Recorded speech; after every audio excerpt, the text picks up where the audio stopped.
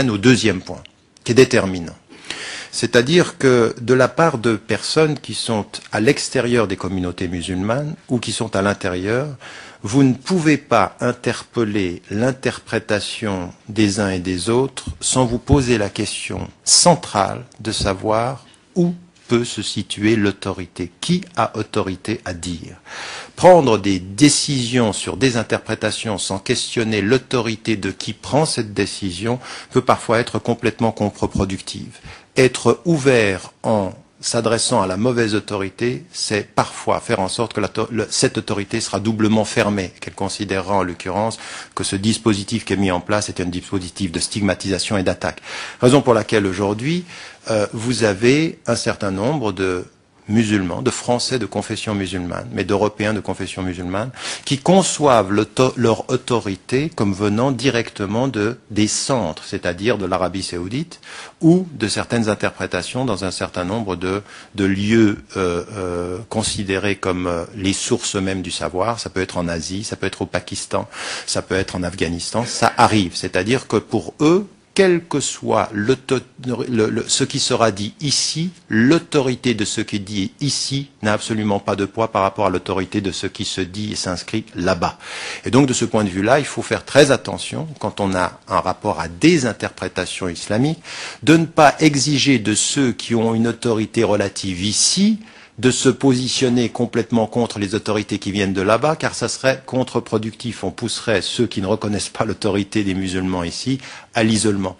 Et ça, c'est très important de le comprendre. L'autorité politique doit, quand elle a affaire à un pluralisme religieux, et quand on est dans une laïcité qui s'applique strictement, elle doit considérer que quand on est dans ce rapport à la diversité des interprétations, il faut systématiquement se poser la question de savoir comment utiliser au mieux les autorités qui feront évoluer les mentalités dans le bon sens et ne pas mettre les autorités les unes contre les autres, comme par exemple en poussant des Français de confession musulmane ou des autorités religieuses françaises à une condamnation qui ne sera forcément pas entendue par ceux qui ne leur reconnaissent pas cette autorité-là. Et je crois que ça, c'est une démarche qui est importante.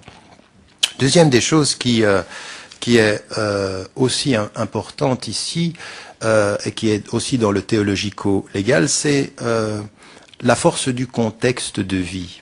Et vous m'avez posé une question tout à fait importante, c'est pourquoi est-ce que l'on voit des femmes qui aujourd'hui peuvent aller davantage vers le port de la burqa, et pourquoi, par exemple, cela peut se trouver vers des femmes qui se convertissent à l'islam. Et parfois on a une réponse simple, et elle est tellement simple qu'elle en devient simpliste, c'est que le converti est plus royaliste que le roi.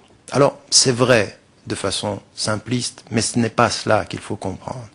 Ce qu'il faut comprendre dans la démarche de certaines femmes aujourd'hui, et de certains hommes d'ailleurs, quand ils reviennent à leur religion, dans le contexte français ou dans le contexte occidental, c'est la dimension psychologique du retour aux faits religieux. C'est-à-dire que pour certaines femmes qui se convertissent, elles n'entrent pas simplement dans une religion, elles sortent d'un passé. Et que sortir d'un passé peut faire en sorte qu'on entre dans l'excès ou dans ce qui va nous couper de ce passé. Autant hier on a pu être dans ce qu'on ressent aujourd'hui, comme l'exposition de soi dans le corps, autant dans l'islam on va aller chercher la disparition totale de cette dimension du physique pour en pensant, en l'occurrence, qu'on va vivre le spirituel. Cette dimension psychologique, elle est très importante. Une loi ne touche jamais le psychologique si on n'a pas compris que le psychologique se touche par l'éducatif, par l'accompagnement. Une loi qui interdit, elle renforce en l'occurrence davantage parfois le dispositif psychologique qui va aller dans se couper de son passé. Je dis ceci parce que l'application de la loi a toujours un versant psychologique que parfois on a tendance à omettre dans nos présupposés. Ça, c'est un premier élément. Deuxième élément, c'est que vous avez aussi des jeunes qui, par le discours qu'on peut avoir sur l'islam, et qui eux-mêmes parfois étaient nés musulmans ou nés dans des familles musulmanes, quand ils reviennent à l'islam, il y a l'excès de la représentation extérieure peut parfois être l'expression physique d'une recherche et d'une quête de purification intérieure. Pour ce qui me concerne, elle est mal comprise, mais je peux comprendre que pour certains jeunes, certains adolescents et même moins jeunes, ceci se passe. Et encore une fois, vous avez une dimension qui est liée à une quête spirituelle, à une quête de sens. Alors, comprendre la source du cheminement est une chose, même si on ne justifie pas la nature des réponses. Je ne justifie pas la nature des réponses. Mais si je veux travailler sur le changement des mentalités, il faut que je sache d'où ça vient pour savoir comment on fait évoluer ces mentalités et non pas simplement juger négativement le résultat sans comprendre profondément le cheminement. Et je crois que parfois nous faisons cette erreur dans ces perspectives-là. Alors là, si vous voulez, c'est la première partie qui est d'abord une considération théologico-légale d'un point de vue musulman, puis ensuite les considérations très pratiques qui peuvent amener des femmes à cette pratique-là. Et ça m'amène maintenant à l'objectif. Quel est l'objectif? Alors, de là où je me situe, citoyen, pour ce qui me concerne suisse, dont la 3/4 de la famille directe est française, mais qui vient très souvent en France, qui suis engagé dans le débat européen et occidental, ça veut dire depuis le Canada jusqu'à l'Australie, dans cet engagement-là, ce qui m'intéresse, c'est l'alliance stricte, mais stricte du point de vue du cadre légal, le respect de la loi commune et la meilleure compréhension des prescriptions de l'islam. En disant clairement, il est absolument possible, fondamentalement possible, d'être totalement musulman, clairement et sincèrement musulman, et de respecter clairement et sans exigence d'aucune transformation de la loi, le respect de la loi commune. Mon objectif, il est celui-ci.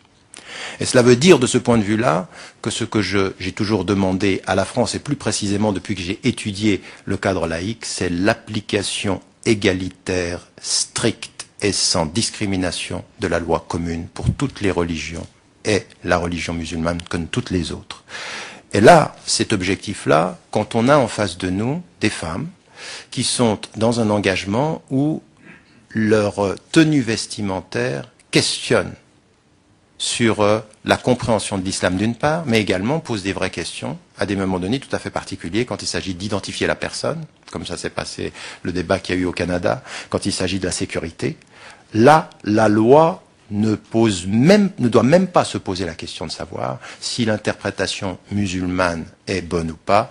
En face de questions de sécurité, en face de questions d'identification, la femme est tenue, au nom même des préceptes musulmans qu'elle défendrait, même avec cette interprétation-là, de montrer son visage, d'être identifiée et de garantir la sécurité collective. Ça ne se discute même pas. Toute la question est maintenant de savoir, dans ce cadre légal qui est le nôtre, quelle est notre marge de manœuvre dans l'espace public, c'est-à-dire dans la rue.